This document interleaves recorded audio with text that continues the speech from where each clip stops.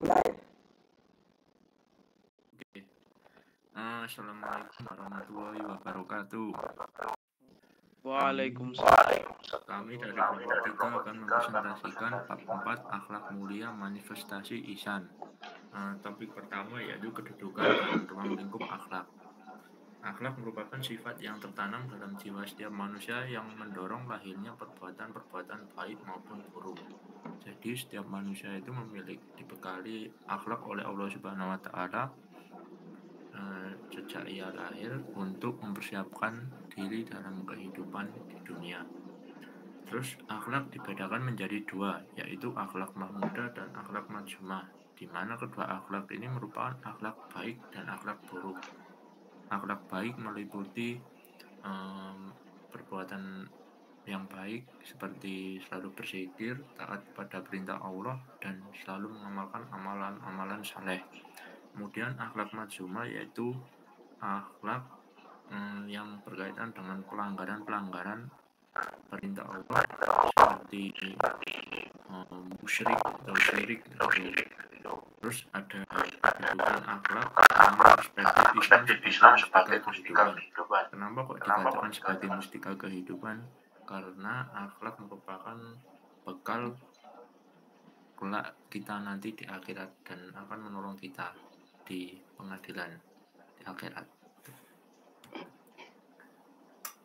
Kemudian untuk selanjutnya proses pembentukan akhlak yang akan dibawakan oleh teman saya.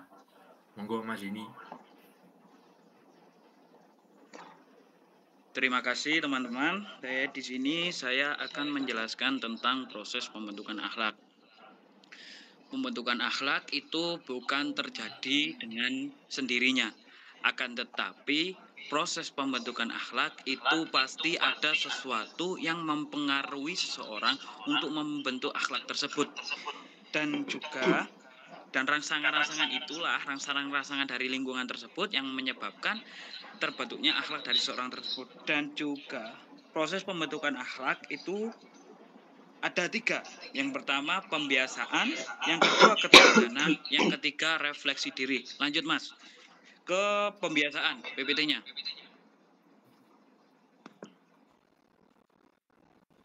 Sabun?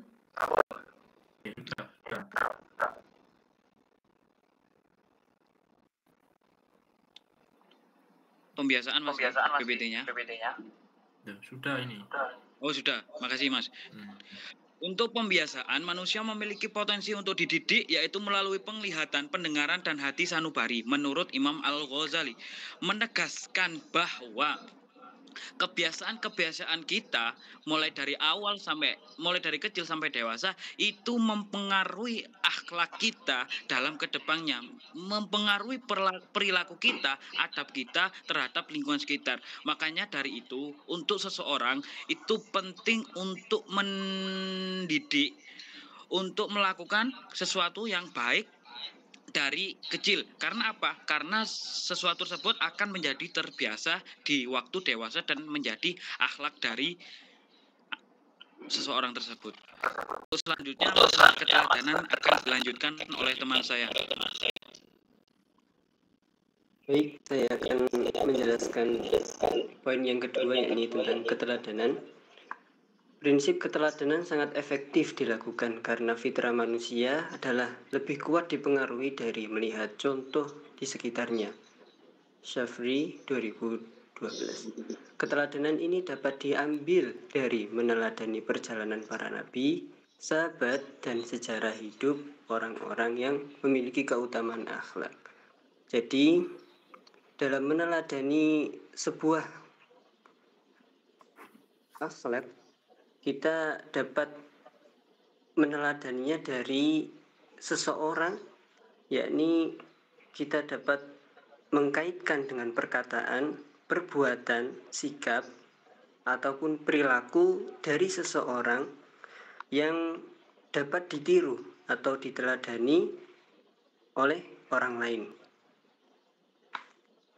Kita dapat melihat dari 4 sifat yang dimiliki oleh Rasulullah SAW, yakni yang pertama sidqi,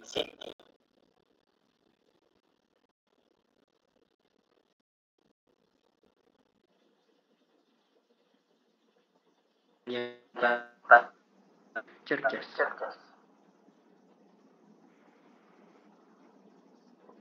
Jadi di teladan ini kita dapat belajar bagaimana kita mengungkapkan sesuatu yang berupa kebaikan akan mudah untuk ditiru oleh orang lain, dan oleh keteladanan itu kita dapat mendapatkan kebaikan dari hal tersebut.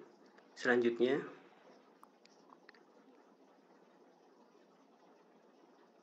yang ketiga mengenai refleksi diri.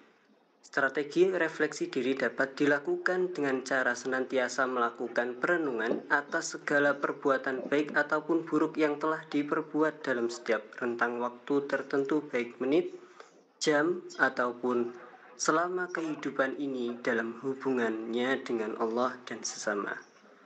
Jadi dalam merefleksikan diri atau muhasabah diri, kita dapat melihat dari kegiatan diri kita, dari kekurangan kita dapat melihat ada apa yang ada di dalam diri kita dengan cara melihat kesalahan-kesalahan, atau kita dapat mengintrospeksi diri kita sehingga kita selalu mengingat Allah Subhanahu wa Ta'ala, yang dimana di dalam Al-Quran, ittaqullaha wal tanzur nafsum ma qaddamat, dan hendaklah setiap diri memperhatikan apa yang telah diperbuat untuk hari esok. Dan dijelaskan di dalam hadis juga yang diriwayatkan Imam Tirmidzi dan Imam Ahmad, bahwa hendaklah kalian menghisap atau mengintrospeksi diri kalian sebelum kalian dihisap oleh Allah Subhanahu wa Ta'ala. Selanjutnya dilanjutkan rekan saya. Baik, saya Asyam Faik Khairul Susanto akan melanjutkan keterangan dari Mas Watsik. Di sini saya akan melanjutkan tentang akhlak dalam menggunakan media sosial yang baik. Media sosial merupakan sebuah sarana interaksi digital dalam jaringan yang terhubung dengan internet, yang berfungsi memudahkan penggunaannya untuk saling berbagi informasi atau cerita. Akan tetapi, pada saat membagikan informasi perlu diverifikasi dulu kebenarannya agar tidak terjadi berita hoax, berita bohong yang tersebarkan, karena itu bisa menjadi fitnah. Dan tentu saja apabila berita sekalipun itu benar, tapi beritanya itu berupa ujaran kebencian atau akibatnya bisa menimbulkan perpecahan, sebaiknya berita itu kita simpan sendiri dan jangan dibagikan. Dan selanjutnya saya akan melanjutkan tentang akhlak dalam berbusana. Tentu saja akhlak dalam berbusana adalah segala sesuatu yang dikenakan setiap hari, dari ujung rambut sampai ujung kaki, beserta segala macam perhiasan yang melekat padanya seperti tas, sepatu, dan aksesoris lainnya. Busana juga merupakan salah satu nikmat dari Allah Subhanahu wa Ta'ala kepada hamba-hambanya di muka bumi, karunia yang banyak memberi kemaslahatan kebaikan bagi umat manusia, yaitu melindungi dan menjaga keamanan serta kenyamanan pemakainya. Allah Subhanahu wa Ta'ala berfirman dalam surat Al-Ahzab ayat 59, A'udzu billahi minasyaitonir rajim. Bismillahirrahmanirrahim. Ya ayyuhan nabiyyu qul li azwajika wa banatika wa nisa'il mu'minina yudnina 'alayhinna min jalabihin. Dzalika adna an yu'rafna fala yu'dan wa kana Allahu ghafuran rahima.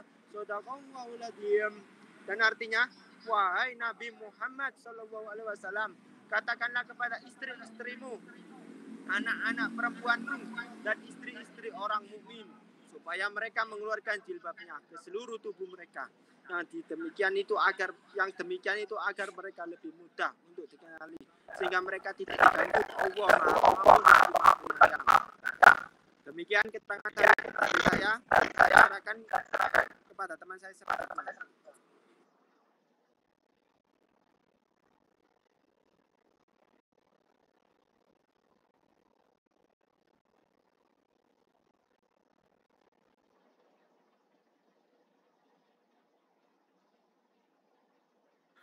Oke, kemudian akhlak dalam interaksi sosial. Interaksi sosial merupakan hubungan timbal balik antara individu dengan kelompok dengan kelompok dalam masyarakat melalui suatu kontak dan komunikasi. Interaksi sosial ini umumnya kita alami ya teman-teman di lingkup kampus maupun di lingkup masyarakat. Namun realitanya interaksi sosial itu antara manusia dapat mengarah pada keadaan yang positif atau negatif, tergantung kita berinteraksi itu bagaimana. Sedangkan Rasulullah bersabda, yang disebut dengan muslim sejati adalah orang yang menyelamatkan muslim lainnya dari keburukan lisan dan tangannya. Dan orang yang berhijrah adalah orang yang berhijrah dari perkara yang dilarang oleh Allah Subhanahu wa taala. Hadis riwayat Bukhari dan Muslim. Itu kemudian akhlak dalam dunia akademik akan dibawakan oleh Mas Sudan. Monggo Mas Sudan. Selanjutnya, akhlak dalam dunia akademik. Nah, dunia akademik ini adalah kegiatan pendidikan yang diarahkan pada penguasaan dan pengembangan disiplin ilmu dan bersifat ilmiah. Nah, akhlak dalam dunia akademik ini sangat berkaitan dengan pendidikan. Nah, kita dalam mencari ilmu atau mengemban pendidikan harus memiliki akhlak yang baik agar kita sebagai mencari ilmu agar mendapatkan ilmu yang barokah dan bermanfaat bagi kita sendiri dan juga orang lain. Ilmu pengetahuan ini menempati kedudukan yang penting di dalam Islam, seperti sudah ada pada Al-Quran surat Al-Mujadalah ayat 11. A'udzubillahi minasyaitonirrajim. Bismillahirrahmanirrahim.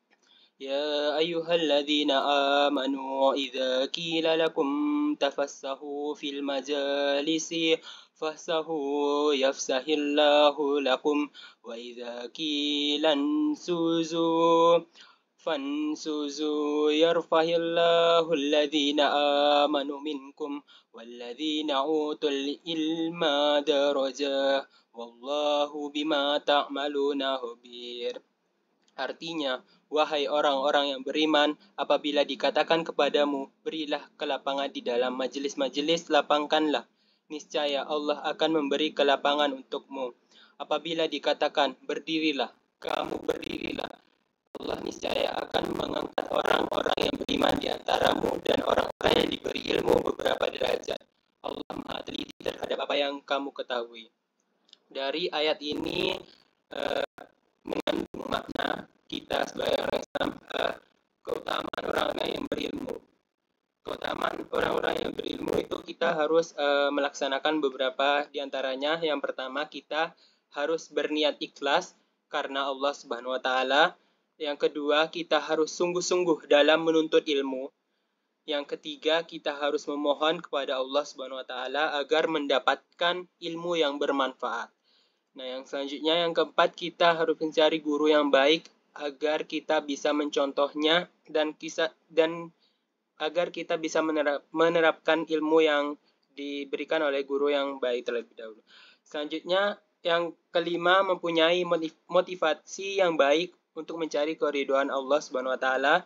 Selanjutnya, kita harus konsentrasi dalam proses pembelajaran dan kita harus sabar teguh dalam menghadapi tantangan dinamika kehidupan, dan juga kita harus memperlakukan guru dengan sebaik mungkin. Selanjutnya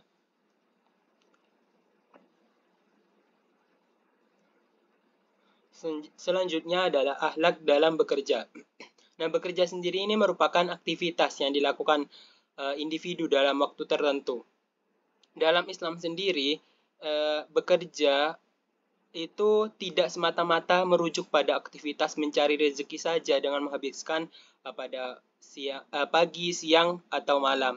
Nah, di Islam menyebutkan bekerja ini merupakan bentuk amalan yang mendatangkan keberkahan baik bagi diri sendiri atau orang sekitar kita, terutama keluarga.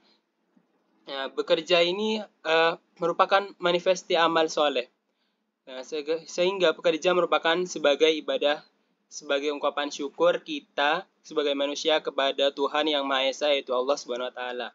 Dalam surat An-Najm ayat 39 ditegaskan, wa an laisa lil insani illa ma syaa, dan bahwasanya seorang manusia tidak akan memperoleh selain apa yang telah diusahakannya dalam Quran surat An-Najm ayat 39. Nah, kita dalam menjalankan akhlak dalam bekerja ini kita harus melakukan yang pertama niat ikhlas karena Allah Subhanahu wa taala. Yang kedua, kita harus bekerja dengan tekun dan sungguh-sungguh. Dan selanjutnya kita harus mengutamakan kejujuran dan amanah dalam bekerja. Dan terakhir, kita harus profesionalitas dalam melakukan aktivitas.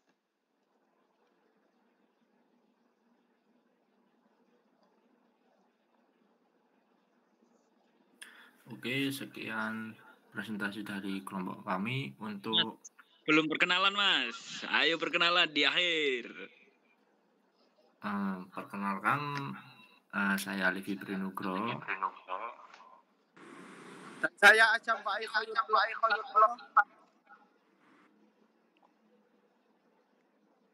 Saya Ahmad Watsika Aulia. Saya Muhammad dari S1 Pendidikan.